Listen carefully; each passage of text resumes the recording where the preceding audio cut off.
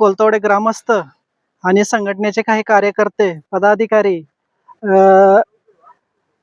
Bogus संदर्भात चर्चा करत असताना प्रांत ऑफिसला त्याच्या संदर्भात तक्रार दिलेली आहे आणि तशी तक्रार तहसील ऑफिसला सुद्धा देणार आहेत आणि उपोषणासाठी सगळे ग्रामस्थ संघटना तत्पर तयार आहेत। तरी जे काही बोगस आहेत त्यांनी आमच्या ज्या जातीचा फायदा घेऊन जे सवलती लुटत आहेत त्यांना एकच इशारा देत आहोत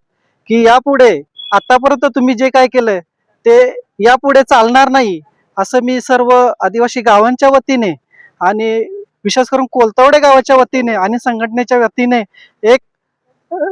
असा इशारा देतो की शासन जरी तुम्हाला सरकार जरी तुम्हाला पाठीशी घालत असेल तरी समाज आमच्या समाजाचं जर नुकसान होत असेल तर नक्कीच यावरती समाज एकत्र येऊन ठोस अशी कारवाई केल्याशिवाय राहणार नाही। शेवटी आदिवासींचा इतिहास पुन्हा दोहरण्याची सरकारने प्रयत्न करू नये असं मी सर्व समाजाच्या वतीने सांगू इच्छितो। बोलत आहे।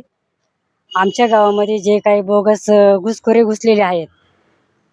त्यांना शासनाने लवकर लवकर त्याच्यावर कारवाई करावी किंवा त्यांना त्यांची सजा त्यांना दाखवून द्यावी हीच विनंती करते। जेवढा लवकर करता येईल तेवढी सगळ्यांनी काळजी घेऊन आमच्या गावाची दक्षता घ्यावी एवढीच माझी विनंती आहे सगळ्यांना। कोलतावडे गावचे ग्रामस्थ असतील त्यासोबतच समाज बांधव असतील यांच्या माध्यमातून एक बैठक संपन्न झालेली आहे। या बैठकीच्या माध्यमातून कोलतावडे गावचा जो बोगस लोकांचा जो प्रश्न आहे तो अंतिम टप्प्यात आलेला आहे आणि हा प्रश्न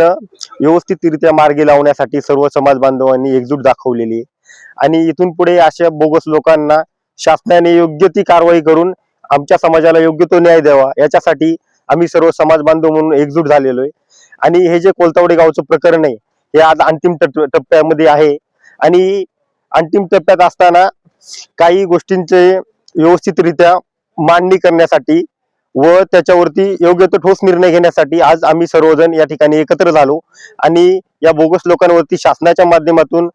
किंवा राज्य सरकारच्या माध्यमातून योग्य ती कारवाई व्हावी हीच विनंती आम्ही या मीडियाच्या माध्यमातून सर्व शासनाला करतोय।